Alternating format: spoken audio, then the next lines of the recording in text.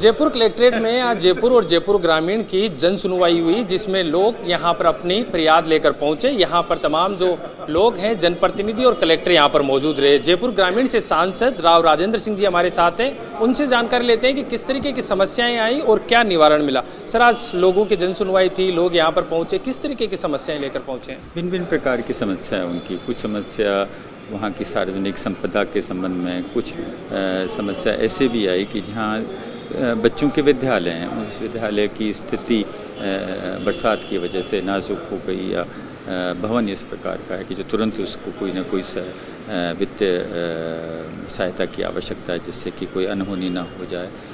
बहुत से ऐसे लोग बागी थे जिनकी नौकरियां लग गई, उनका कहीं पुलिस वेरिफिकेशन होना है, कई चीज़ें भिन्न भिन्न प्रकार की चीज़ें आई। कुछ सार्वजनिक तौर पे थी, कुछ निजी तौर पे भी थी, और कुछ ऐसे थी जो हम सब के लिए थी। जैसे कोई बरसात की वजह से कहीं कोई क्षति हो गई है, उसकी पूर्ति हेतु कहीं और कोई आपदा की जैसी परिस्थिति पैदा हुई हो, तो वहाँ तुरंत प्रवृत्ता से उस चीज़ को सर्विसेज प्रोवाइड करना और उस आपदा से उनको राहत देना। वो तीव्रता से एक निश्चित समय में, एक निश्चित टाइम टेबल में, क्यों कहते हैं नहीं कि अगर समय पर चीज़ हो जाए तभी उसको मरहम कहलाते हैं। जयपुर कलेक्ट्रेट भी यहाँ पर, कलेक्टर भी यहाँ पर थे, सब लोग यहाँ पर थे। किस तरीके के निर्देश अब आपके द्वारा दिए गए हैं लोगों को कि कितनी जल्दी में ये समस्याएं उनका समाधान कर दिया जाए? देखिए, मुझे ऐसी परिस्थिति आई नहीं कि मुझे कोई निर्देश देने पड़े, क्योंकि जो मैंने परफॉर्मेंस जयपुर कलेक्ट्रेट की, जयपुर डिस्ट्रिक्ट की देखी है, तुलनात्मक रूप से जब सेक्रेटेरिएट से जो बातचीत हो रही थी और तुलनात्मक तलपट रख रहे थे, तो जयपुर की कलेक्ट्रेट डिस्ट्रिक्ट की परफॉर्मेंस काफ़ी अच्छी।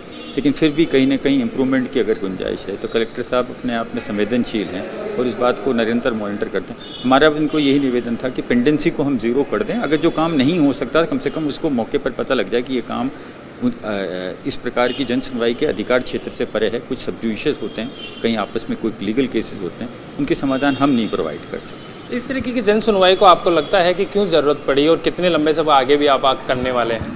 ये एक कॉन्फिडेंस बिल्डिंग मेजर है। जन सुनवाई के माध्यम से एक तो जो लोग बाग किसी प्रकार की एक्टिविटी ऐसी कर रहे हैं कि जिससे कि जनता को जिससे नुकसान हो सकता था, उनके मन में भी इस बात की ये रहे कि हाँ, डायरेक्टली शिकायत पर कार्रवाई भी होती है। तो कहते हैं कि अपने आप के अंदर आदमी